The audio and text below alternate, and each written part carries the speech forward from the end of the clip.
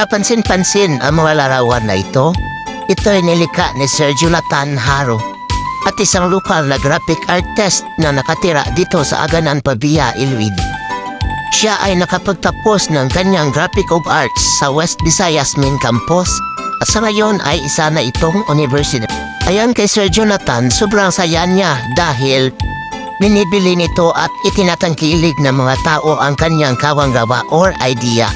Kung kaya't pinapatuloy din ito ang pagpipinta ng mga kaibang larawan tulad ng bulaklak, pag-harvest ng palay, old pork at iba pa.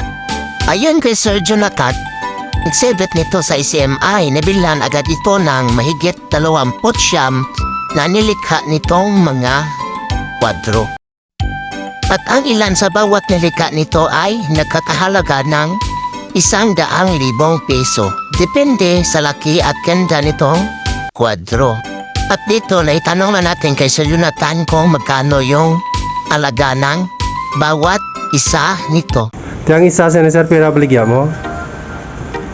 Ang magkatag ko, matapos tamil mo. Ay.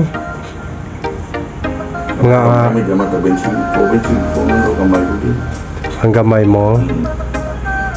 Grabe mo rin, no?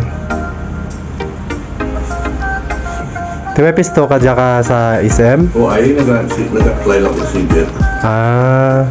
Skin. At ang kanyang isinipinta ngayon ay ito, old port kung saan dito ang daungan ng mga barko simula dito Iloilo o papuntang Guimaras o di kaya ay Guimaras papuntang Iloilo.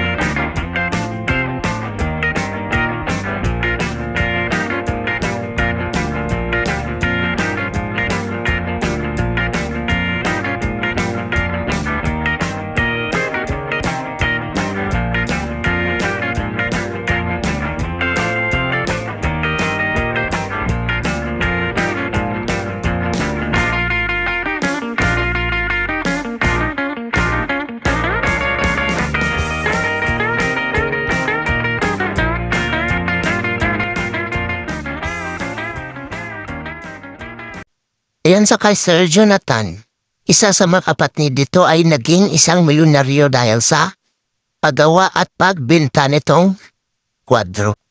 At nakabili ito ng magarbong bahay at magarbong sasakyan ang kanyang kapatid dahil dito.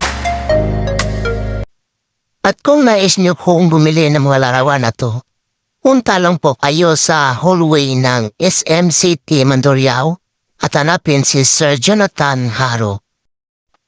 Kung bago ko pala napadpad sa aking YouTube channel, please huwag mo naman kalimutan mag-subscribe at i-hit ang notification bell para palagi kang updated sa aking susunod na mga videos. Siyempre huwag kalimutan mag-like, mag-share, mag-comment sa ating comment section para sa inyong mga katanungan.